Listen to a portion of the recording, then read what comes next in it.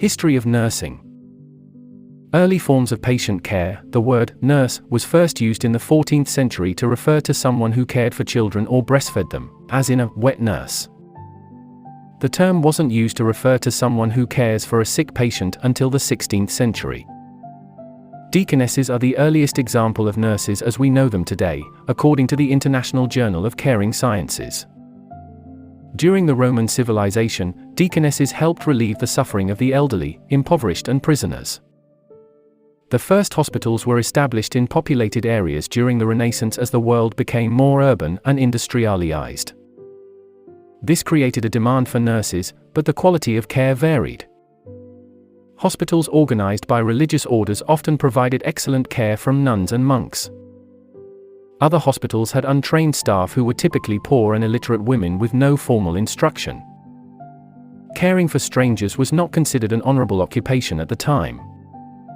For this reason, Florence Nightingale's parents resisted when she expressed her desire to become a nurse in the 1840s.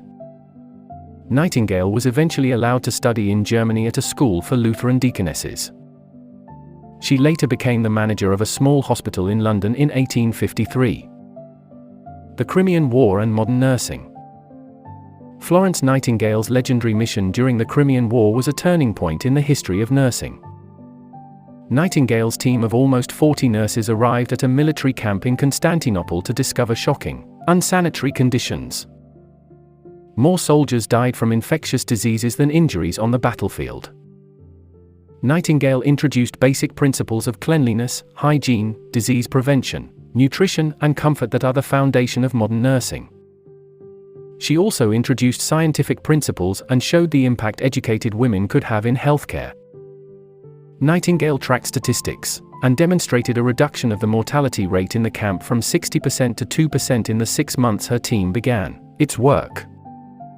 She later advocated that all hospitals should collect standard statistics to compare outcomes by region, leading to an early movement to evidence-based practice. Formalizing nurse education. Florence Nightingale founded a training program for nurses after returning to London, setting a standard that was followed by many other countries. The first formal nursing programs in the United States were established in 1873 at Bellevue Hospital in New York, Massachusetts General in Boston, and New Haven Hospital in Connecticut, using Nightingale's principles. Nursing today.